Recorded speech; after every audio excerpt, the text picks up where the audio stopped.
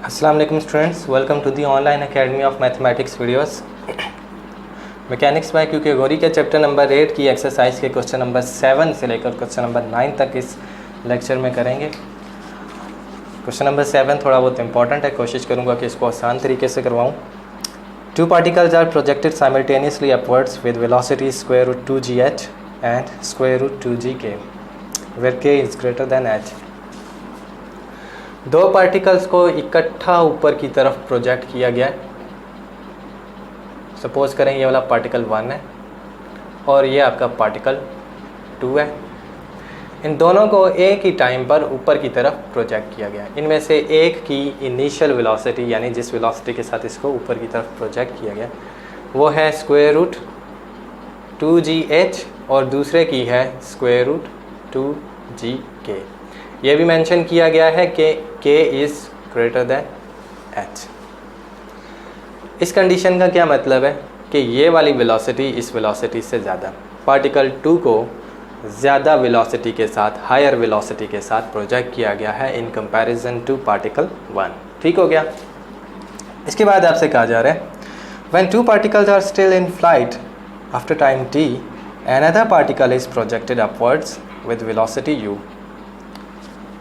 कुछ time t गुजरने के बाद जब ये दोनों अभी ऊपर की तरफ मूव कर ही रहे थे कि तीसरा पार्टिकल भी ऊपर की तरफ प्रोजेक्ट कर दिया गया। आपने क्या करना है, find the condition the third particle meets the first two during their upward flight. आपने एक ऐसी कंडीशन फाइंड आउट करनी है कि जब ये पार्टिकल अभी ऊपर ही की तरफ मूव कर रहे हों कि ये जो है इन दोनों को कैचअप कर लें। ठीक है, इसका ये मतलब है कि अगर हम इन तीनों की ऊपर की डायरेक्शन में रेस लगाएं तो ये वाला जो पार्टिकल है इसने क्या करना है, इन दोनों से रेस में जीत जाना है। ठीक है, तो हमने वो कंडीशन फाइंड आउट करनी है। ठीक हो गया। होपफुली आपको ये क्वेश्चन की समझ आ गई होगी।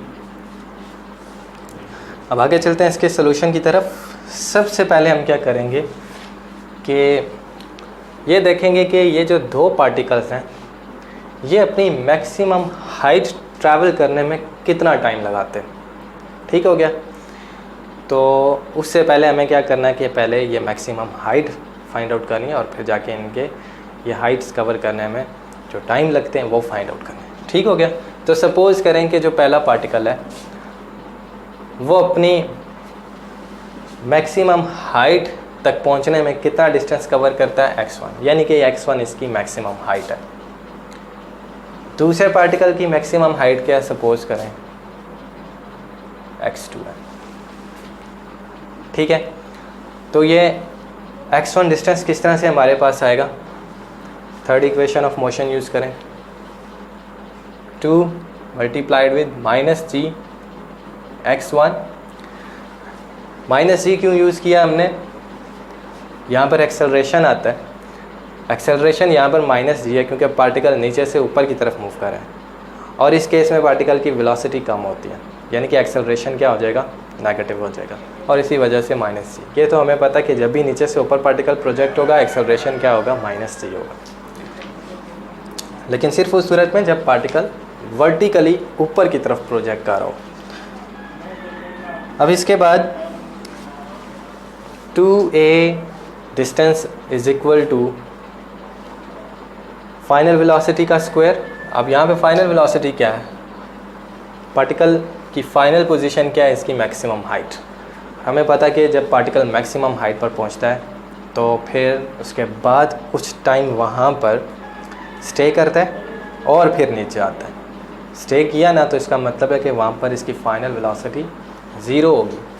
तो फिर फाइनल वेलोसिटी का स्क्वायर माइनस इनिशियल वेलोसिटी का स्क्वायर, पार्टिकल 1 की इनिशियल वेलोसिटी कितनी है, 2gh का स्क्वायर रूट।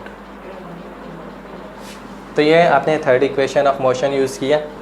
यहाँ से अगर आप इसको थोड़ा सा सिंप्लीफाई करें तो -2gx1 is equal to -2gh आ जाएगा।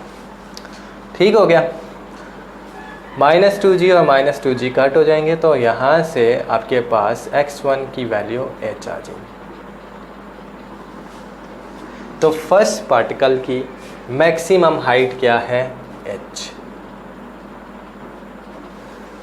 इसी तरह से दूसरे पार्टिकल के लिए x1 की जगह क्या आ जाएगा x2, h की जगह क्या आ जाएगा k आ जाएगा। तो यहाँ पर आपके पास -2gx2 is equal to -2gk आ जाएगा, यानी कि x2 जो है वो k के इक्वल आ जाएगा। ठीक है, तो ये आप पूरा कीजिएगा। तो x2 k के इक्वल आ गया। अब k जो है वो h से थोड़ा बड़ा है, तो इसको आप थोड़ा सा बड़ा कर लें। तो इस पॉइंट से ग्राउंड से लेकर इस मैक्सिमम हाइट तक डिस्टेंस k हो गया। अब हमने देखना है कि पहला पार्टिकल अपनी इस हाइट को ट्रैवल करने के लिए कितना टाइम लगाता है।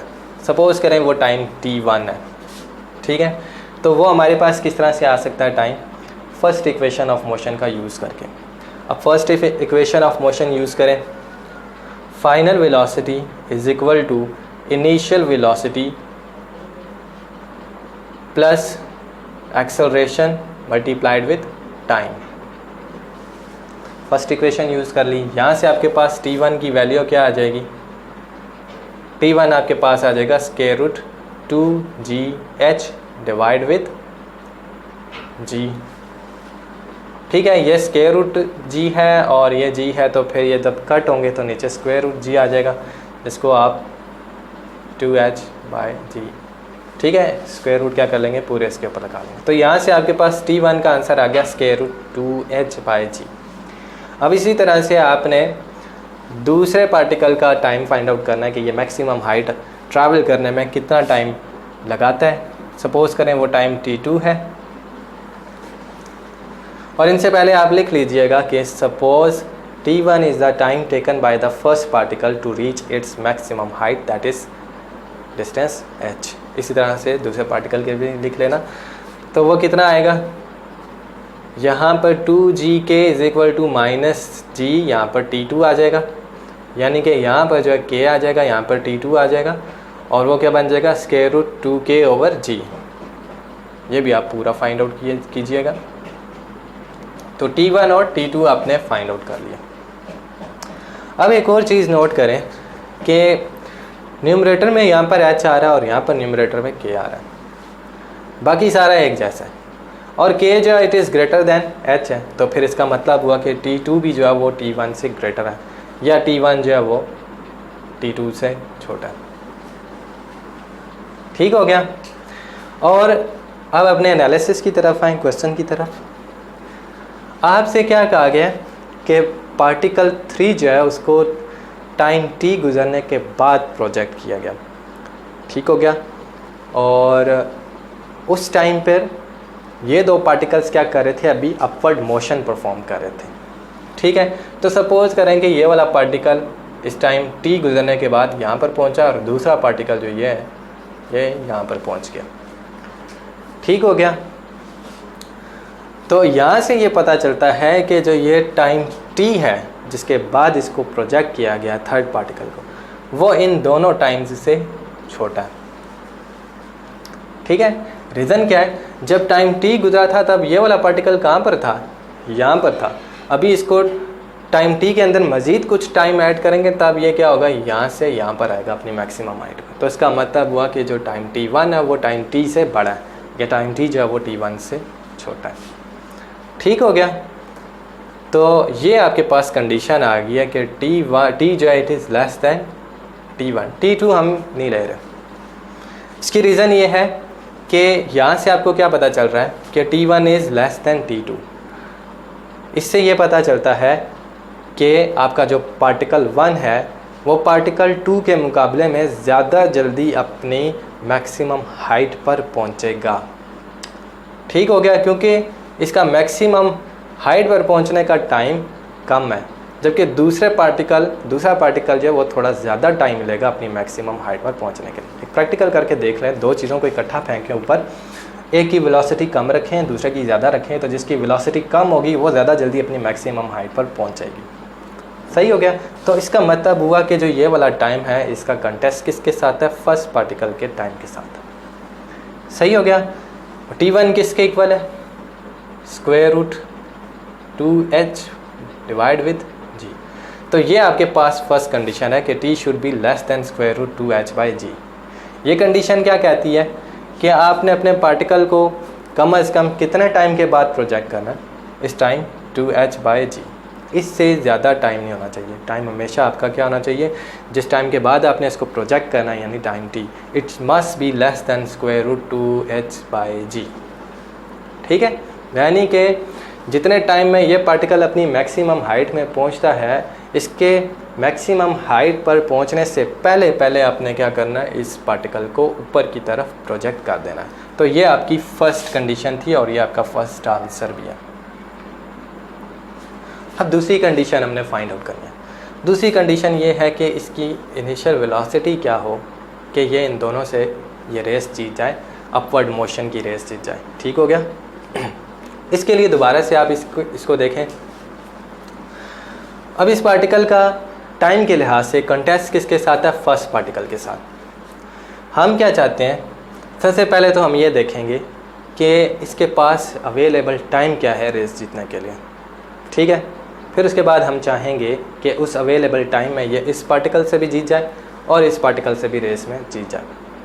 इसका ये मतलब है कि इनकी मैक्सिमम हाइट्स पर पहुंचने से पहले ही पहले क्या हो जाए, ये इन दोनों की मैक्सिमम हाइट्स को क्रॉस कर जाए। ये हमने मेन चीज़ करनी है इसमें। सबसे पहले आप देखेंगे कि इसके पास अवेलेबल टाइम क्या है।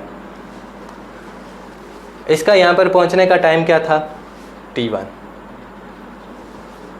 बाकी इसने t टाइम जो वो तो ज़ाया कर दिया। ठीक हो गया, क्योंकि इसको t टाइम गुजरने के बाद प्रोजेक्ट किया गया, तो इसके पास कितना टाइम रह गया, t1 - t। ये इसके पास अवेलेबल टाइम है जी। इस टाइम में इसने इन दोनों को रेस में हरा देना है। इनकी मैक्सिमम पोजीशंस पर पहुंचने से पहले इसने इन दोनों की मैक्सिमम पोजीशंस को क्रॉस कर देना। इस टाइम को जो इसके पास अवेलेबल टाइम है पार्टिकल 3 के पास, इसको हम क्या कह देंगे, सपोज़ करें ये टाइम t स्टैरिस्क कह दें या t कह दें, जो भी कहते हैं, मैं t स्टैरिस्क कह देता हूँ। ठीक हो गया। अब इतने टाइम में इसको कितना डिस्टेंस ट्रैवल करना है कि ये इन दोनों से रेस जीत जाए। डेफिनेटली इन दोनों में से बड़ा डिस्टेंस कौन सा है, के। ठीक है, तो इसको इस डिस्टेंस से भी ज़्यादा का डिस्टेंस ट्रैवल करना होगा ताकि ये इस अवेलेबल टाइम में इन दोनों से अपना रेसिंग कंटेस्ट जीत जाए इन अपवर्ड मोशन।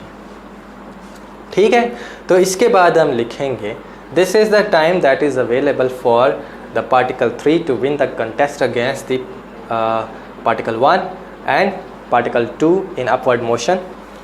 और फिर इसके बाद लिखेंगे कि in this time to win this contest the particle 3 must cover a distance greater than k। ठीक हो गया, उस डिस्टेंस को हम x कहेंगे। तो सपोज करें वो डिस्टेंस x है which has to be greater than k। सही हो गया। अब इसके बाद हम क्या करेंगे, second equation of motion use करेंगे x के ऊपर। Distance travelled is equal to initial velocity that is u multiplied with time. Available time क्या था आपका, t स्टैरिस्क, जो किसके इक्वल है, t1 - t। ठीक हो गया, और ऊपर की तरफ जा रहे तो g नेगेटिव, तो +1/2g t² के बजाय हम क्या लेंगे, -1/2g टाइम का square that is t1 - t। ठीक हो गया। इसके बाद आपने क्या करना है, t1 की वैल्यू डाल दें। t1 किसके इक्वल है, √2h/g। ठीक हो गया, तो यहाँ पर भी t1 की वैल्यू डाल दें, √2h/g। ठीक हो गया। u की वैल्यू आप फाइंड आउट करना चाहते हैं, इनिशियल वेलोसिटी आपने फाइंड आउट करनी है। ठीक है, जिसके साथ इसको ऊपर प्रोजेक्ट करना हमने ताकि ये रेस दी जाए। तो u की वैल्यू आप यहाँ से कैसे निकाल सकते हैं, इसको उठाएं, पहले दूसरी साइड पर लेकर जाएं, तो आपके पास u multiplied with 2h/g - t, ये वाली क्वांटिटी उधर दूसरी साइड पे चलेगी, x के साथ ऐड हो जाएगी, x + 1/2g। ठीक हो गया, और इसको एज इट इज रहने दें, 2h/g - t का होल स्क्वायर। ठीक हो गया। अब इसके बाद आप क्या करें, इस वाले को यहाँ पर आकर डिवाइड करा दें। u को आपने यहाँ से सेपरेट आउट करना है, तो x के साथ क्या चीज़ आकर डिवाइड हो जाएगी, x divide with coefficient of u that is 2h divide with g minus T, और इधर भी 2h divide with g minus T, और यहाँ स्क्वायर रूट भी आता था। ठीक हो गया, यहाँ पर भी स्क्वायर रूट आता है, ये करेक्शन कर लीजिएगा प्लीज़। अब इसके बाद ये और ये एक दूसरे के साथ कट हो रहे हैं, ये इसके साथ कट हो जाएगा, यहाँ पर एक पावर आ जाएगी। ठीक है, तो आपकी जो इनिशियल वेलोसिटी है वो क्या बन जाएगी, u is equal to x divide with square root 2h by g, और फिर इसके बाद माइनस टी, और फिर इसके आगे प्लस 1/2, जी को अंदर इन दोनों के साथ मल्टीप्लाई कर दें। इधर स्क्वायर रूट जी है, ये जी के साथ कैंसिल होगा तो ऊपर स्क्वायर रूट जी आएगा, जो आप इधर अंदर वाले स्क्वायर रूट के अंदर लिख सकते हैं। तो वो आपके पास आ जाएगा स्क्वायर रूट 2gh माइनस, इसी तरह से जी को टी के साथ कर दें, gt। ये आपकी रिक्वायर्ड वेलोसिटी है। इसमें x जो है वो क्या होना चाहिए, it should be greater than k। तो x को जब आप k के साथ रिप्लेस करेंगे, क्योंकि x जो वो k से ग्रेटर है, यहाँ पर जब आप k लगाएंगे तो ये इक्वालिटी ख़त्म हो जाएगी, क्या आ जाएगा, ग्रेटर का साइन आ जाएगा। ठीक है, तो x की जगह क्या आ गया, k। तो ये आपकी सेकंड कंडीशन थी which is on the velocity. अब इसके बाद हमने क्वेश्चन नंबर 8 करना है।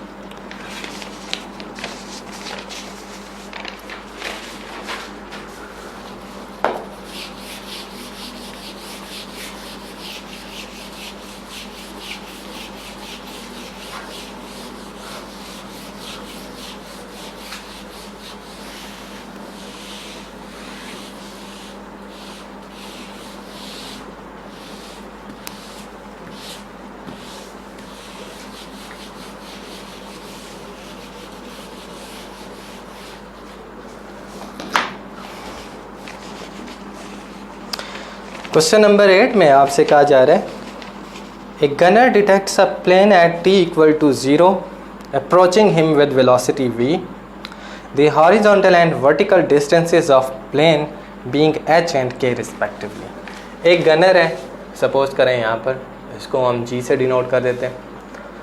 ये क्या चीज़ ऑब्ज़र्व करता है कि एक प्लेन, सपोज करें ये प्लेन p है, ये प्लेन p इसकी तरफ आ रहा है। प्लेन p के जो डिस्टेंसेस हैं वर्टिकल और हॉरिजॉन्टल वो क्या है, k एंड h रिस्पेक्टिवली। तो वर्टिकल क्या हो गया इसका k डिस्टेंस, और इसी तरह से हॉरिजॉन्टल डिस्टेंस क्या हो जाएगा h। उनको मैं यहाँ बना लेता हूँ, ये वाला वर्टिकल बन गया और ये वाला क्या बन गया, हॉरिजॉन्टल बन गया। ये भी गिवन है कि आपका जो प्लेन है वो कितनी वेलोसिटी के साथ हॉरिजॉन्टली मूव कर रहा है, v वेलोसिटी के साथ। शुरू में ये नहीं गिवन कि ये हॉरिजॉन्टली मूव कर रहा है या नहीं, एंड में आपको कहा जाएगा कि ये हॉरिजॉन्टली है मूव कर रहा है। इसके बाद आपसे कहा गया, his gun can fire a shell vertically upwards with initial velocity u। इस गनर की गन इनिशियल वेलोसिटी u के साथ एक शेल या बुलेट ऊपर की तरफ अपवर्ड डायरेक्शन में यानी कि फायर कर सकती है। Find the time when he should fire the gun and the condition on you so that he may be able to hit the plane if it continues its flight in the same horizontal direction। आपने वो condition find out करनी है time के ऊपर और initial velocity के ऊपर कि ये जो गनर है ये इस प्लेन को हिट कर दे जब ये क्या कर रहा हो, हॉरिजॉन्टली मूव कर रहा हो। ठीक है, अपनी हॉरिजॉन्टल मोशन को बरकरार रख रहा हो। ठीक है, होपफुली आपको क्वेश्चन की समझ आ गई होगी। तो अब हम इसका सलूशन करते हैं। हॉरिजॉन्टल डिस्टेंस h है, वर्टिकल डिस्टेंस k है, और बुलेट को इनिशियली कितनी वेलोसिटी के साथ प्रोजेक्ट किया जाएगा, वेलोसिटी u के साथ। और इस पॉइंट को, जिस पॉइंट पे आकर ये दोनों यानी बुलेट और प्लेन मीट करेंगे, या बुलेट जो है या शेल वो प्लेन को हिट करेगा, वो पॉइंट क्या है, सपोज करें पॉइंट ए है। ठीक हो गया। तो सबसे पहला काम है कि आप ये देखें कि ये प्लेन जो है यहाँ पर कितनी देर में पहुँचेगा। सपोज़ करें कि वो टाइम जो है वो t1 है। ठीक हो गया। ये टाइम किसके इक्वल आएगा, ये इक्वल आएगा v over h over v। ये कैसे हमारे पास है, हमें पता है कि वेलोसिटी जो है वो किसके इक्वल होती है, distance travelled per unit time. ठीक हो गया। तो यहाँ से आप टाइम की वैल्यू निकालें तो h ओवर v आती है। v क्या थी, प्लेन की वेलोसिटी। तो प्लेन इस जगह पर यानी h डिस्टेंस ट्रैवल करने के लिए कितना टाइम लगाएगा, t1 time, that is given by h by v। Hopefully clear हो गया होगा। अब इसी तरह से यही टाइम हमने फाइंड आउट करना है इस बुलेट के लिए। ठीक है, कि ये बुलेट या जो शेल है ये यहाँ से यहाँ पर आने के लिए कितना टाइम लगेगा। ये वाला फार्मूला यहाँ पर अब नहीं यूज़ किया जा सकता, क्योंकि अब हमारे पास यहाँ पर पहुँचने के दो डिफरेंट टाइम्स आ सकते हैं। कौन कौन से, कि एक इसको यहाँ से नीचे हिट किया जाए, यहाँ पर आ जाएगा। दूसरा तरीका ये है कि ये यहाँ से ऊपर आएगा और फिर मैक्सिमम हाइट पे आके थोड़े से कुछ टाइम के लिए स्टे करके वापस नीचे आएगा, तो दोबारा इधर पॉइंट पे आ जाएगा। तो ये दो डिफरेंट पॉइंट्स हो जाए, दो डिफरेंट टाइम्स हमारे पास आ रहे हैं, तो इसलिए हम ये वाला फार्मूला नहीं लगा सकते। अब क्या करना पड़ेगा, हम यहाँ पर second equation of motion use कर लेंगे। ठीक है, second equation of motion use करें। शेल ने कितना डिस्टेंस कवर किया, कि इसकी इनिशियल वेलोसिटी क्या थी, u। ठीक है, टाइम इसका कह दें, सपोज करें ये टाइम t2 है। ठीक हो गया। ऊपर की तरफ प्रोजेक्ट कर रहा है तो एक्सेलरेशन दोबारा से नेगेटिव आएगा, -g आएगा, और फिर t2 का स्क्वायर। इस इक्वेशन को, ये क्वाड्रेटिक इक्वेशन है, क्वाड्रेटिक फार्मूला लगाएं, t की वैल्यू, t2 की वैल्यू निकालें। क्वाड्रेटिक इक्वेशन इन t2 है। ठीक है, वेरिएबल इसमें t2 बन रहा है, तो t2 की वैल्यू कैसे निकलेगी, क्वाड्रेटिक फार्मूला लगा के। तो वो जो वैल्यू आती है वो मैं यहाँ लिख देता हूँ, u plus minus square root u square minus 2gk divide with g। तो ये आप लोगों का होमवर्क है, ये आप लोग खुद कर लेंगे आसानी से। तो ये आपके पास t2 वो वाला टाइम आ गया है जब ये जो गन है ये यहाँ से यहाँ पर पहुँचेगी। क्लियर हो गया। हमें क्या चाहिए, हमें वो कंडीशन चाहिए, टाइम, ऐसा टाइम चाहिए कि ये दोनों यहाँ पर पहुँचें। ठीक हो गया। एक चीज़ कि इन दोनों का टाइम एक जैसा नहीं हो सकता, लाजमी नहीं है कि इनका टाइम दोनों का एक जैसा हो। ये हो सकता है कि इसका टाइम जो है इससे ज़्यादा हो, यानी कि ये प्लेन जो है यहाँ से यहाँ पर एक टाइम पर पहुँचता हो और दूसरा ये जो शेल है ये यहाँ से यहाँ पर किसी दूसरे टाइम पर पहुँचता हो। ये दोनों टाइम्स क्या हो, डिफरेंट हो। अब हमने ये देखना कि इन दोनों में से टाइम कौन सा बड़ा होना चाहिए। क्या इसको यहाँ से यहाँ पर जल्दी आना चाहिए या इसको यहाँ से यहाँ पर जल्दी आना चाहिए। देखें, अगर आप कहते हैं कि इस प्लेन को यहाँ से यहाँ तक जल्दी ये डिस्टेंस ट्रैवल करना चाहिए, तो फिर इसका मतलब हुआ कि ये यहाँ से यहाँ पर जल्दी आ जाएगा और ये यहाँ से यहाँ पर लेट पहुँचेगी। यानी कि अभी ये अपने आधे रास्ते में ही होगी कि ये जो प्लेन है ये टारगेट पॉइंट को क्रॉस कर जाएगा।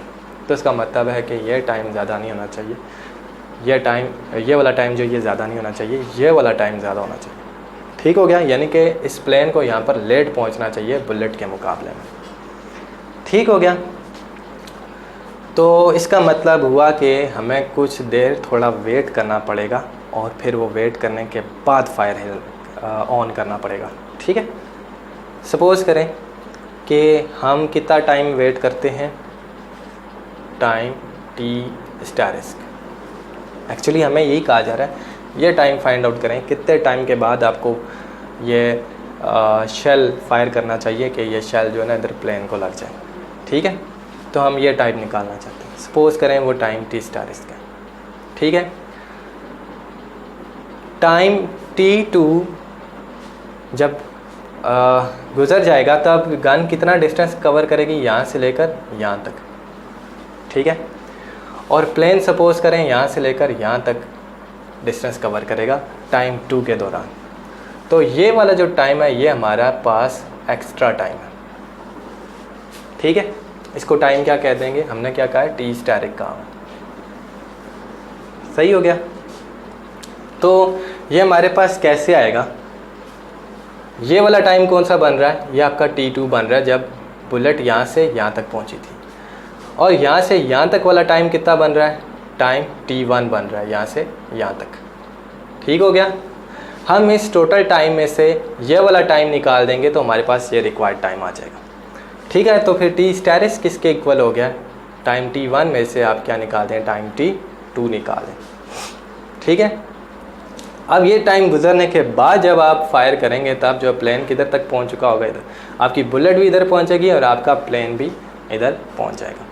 ठीक है, तो होपफुली आपको ये वाली कंडीशन समझ आ गई होगी। अब हम आगे चलते हैं, ये वाला टाइम यूज़ करेंगे। ठीक है, तो हम लिखेंगे the time required by this bullet या shell to hit the plane at point A that is exact above the head of the gunner is t static which is given by t1 minus t2। ठीक हो गया, ये चीज़ आपने लिखी। उसके बाद आपने क्या करना है, इसको फाइंड आउट करना है। t static is equal to t1 value डाल दें h/v minus u plus minus square root u square minus 2gk divide with g। ये आपका आंसर हो जाएगा। ठीक है, तो ये आपका रिक्वायर्ड टाइम था। इसके बाद उसने u के ऊपर भी कंडीशन फाइंड आउट करने का कहा है कि इनिशियल वेलोसिटी इस गन की क्या होनी, इस बुलेट की या शेल की क्या होनी चाहिए, तो वो भी आपने फाइंड आउट करनी है। वो आप यहीं से फाइंड आउट कर सकते हैं। इसी टाइम के अंदर u इन्वॉल्व हो रहा है। ये टाइम जो है, चूँकि हम रियल प्रॉब्लम कंसिडर कर रहे हैं तो टाइम को रियल होना चाहिए, इमेजिनरी नहीं होना चाहिए। टाइम इमेजिनरी कब होता है, हमने वो कंडीशन बचानी है, वो उस कंडीशन को हमने नहीं लाना। ये देखना है कि रियल कब है, वो कंडीशन हम लेके आएंगे। रियल उस वक्त होगा जब आपका जो स्क्वायर रूट के नीचे वाली चीज़ है यानी कि रेडिकेंड, ये क्या होना चाहिए, पॉजिटिव होना चाहिए, नॉन नेगेटिव होना चाहिए। क्लियर हो गया। टाइम को क्या होना चाहिए, रियल होना चाहिए। तो रियल उस वक्त होगा जब ये रेडिकेंड क्या होगा, नॉन नेगेटिव होगा। ठीक हो गया। तो रिक्वायर्ड कंडीशन क्या है, T static should be real. ठीक है, तो T static is real if u square minus 2gk is non negative यानी ग्रेटर देन और इक्वल टू 0 है। तो इस केस में आपके पास u स्क्वायर क्या आ जाएगा, इट इज़ ग्रेटर देन और equal to 2gk and this is the required condition on velocity. Hopefully आपको ये वाला क्वेश्चन भी समझ आया होगा। इसके बाद हम आगे बढ़ेंगे, अपना लास्ट क्वेश्चन करेंगे, क्वेश्चन नंबर 9। क्वेश्चन 9 में आपसे कहा जा रहा है particle is projected vertically upward after time t another particle is projected from the same point with the same velocity and meets the first at height h during the downward flight of the first. Find the velocity of projection। आसान सा question है। इसके अंदर आपसे कहा जा रहा है कि एक पार्टिकल को ऊपर की तरफ प्रोजेक्ट किया गया, ठीक है, और कुछ टाइम t गुजरने के बाद जितनी वेलोसिटी से इसको प्रोजेक्ट किया गया उतनी वेलोसिटी से एक दूसरे पार्टिकल को भी ऊपर की तरफ प्रोजेक्ट किया गया। और जब ये पार्टिकल ऊपर से अपनी मैक्सिमम पोजीशन पर पहुंचने के बाद दोबारा क्या होगा, नीचे की तरफ जब आ रहा होगा तो एक स्पेसिफिक हाइट है h, इस पर ये दोनों पार्टिकल्स आकर मीट करेंगे। ठीक हो गया, ठीक हो गया। इसको कहते हैं ये पॉइंट सी है। आपसे कहा जा रहा है कि इसकी वेलोसिटी कितनी हो कि ये कंडीशन जो है वो होल्ड कर जाए। इनिशियल वेलोसिटी क्या होनी चाहिए, ठीक है। इन दोनों की सेम वेलोसिटी है, इनिशियल वेलोसिटी हमने वही फाइंड आउट करनी है। तो स्टार्ट करते हैं अपना सोल्यूशन। क्वेश्चन नंबर 9, इसका सोल्यूशन। सपोज करें कि इन दोनों की जो इनिशियल वेलोसिटीज़ हैं चूँकि सेम है, सपोज करें इन दोनों की इनिशियल वेलोसिटीज़ u हैं, ठीक है। और ये सपोज करें कि ये पार्टिकल यहाँ से यहाँ तक जब आता है यानी h डिस्टेंस ट्रैवल करता है तब कितना टाइम लगाता है, t1 टाइम लगाता है। अब इस पार्टिकल को यहाँ से यहाँ पर आने के लिए कितना टाइम अवेलेबल है, कितना टाइम इसके पास रह गया, उसको आप कह दें टाइम t2। किसके इक्वल है, t1 में से क्या कर दें, जितना इसने ज़ाया किया, इसको कितनी देर बाद प्रोजेक्ट किया गया है, t टाइम के बाद प्रोजेक्ट किया गया। ठीक हो गया। तो t2 जो है वो दूसरे पार्टिकल का टाइम है यहाँ पर पॉइंट सी पर पहुँचने के लिए। तो अब आप क्या करेंगे कि इन दोनों की हाइट्स फाइंड आउट करेंगे। हाइट तो आपको गिवन है, आपने actually second equation of motion use करनी है डिस्टेंस के ऊपर, ठीक है। डिस्टेंस क्या है, यहाँ पर h है, तो फर्स्ट पार्टिकल के केस में h किसके इक्वल आएगा, यहाँ पर आप लिख लें for first particle distance h is equal to, इसकी इनिशियल वेलोसिटी कितनी है, u है, और c पर आने के लिए इसने कितना टाइम लगाया, t1 लगाया, और फिर आगे -1/2g और फिर t1 का स्क्वायर, ऐसे ही है। और फिर इसी तरह से दूसरे पार्टिकल के लिए फॉर सेकंड पार्टिकल इसने भी इतनी हाइट ट्रैवल करनी है, ठीक है, इसी पॉइंट पे आके मेड करना है जो h हाइट पे है, इसकी भी इनिशियल वेलोसिटी u है, ठीक है। और इसका जो टाइम t2 है वो किसके इक्वल है, t1 माइनस t के इक्वल है। ये मैं यहाँ पे थोड़ा सा शॉर्ट किया, आपने पूरा लिखना है यहाँ पर। तो u मल्टीप्लाइड विद इसका टाइम कितना है t1 माइनस t, फिर -1/2g और फिर टाइम का स्क्वायर यानी t1 माइनस t का स्क्वायर। हाइट सेम है तो आप इन दोनों इक्वेशंस को इक्वेट कर सकते हैं, इक्वल पुट कर सकते हैं, यानी कि इन दोनों को कंपेयर कर सकते हैं। तो ut1 -1/2gt1 स्क्वायर किसके इक्वल आ जाएगी, ut1 minus t -1/2g t1 minus t का होल स्क्वायर। यहाँ तक क्लियर है। इनको सिंप्लीफाई करें, ये ut1 माइनस ut आ गया -1/2g, इसको आप ओपन करें, a स्क्वायर -2ab t1t और फिर प्लस b स्क्वायर, ठीक हो गया।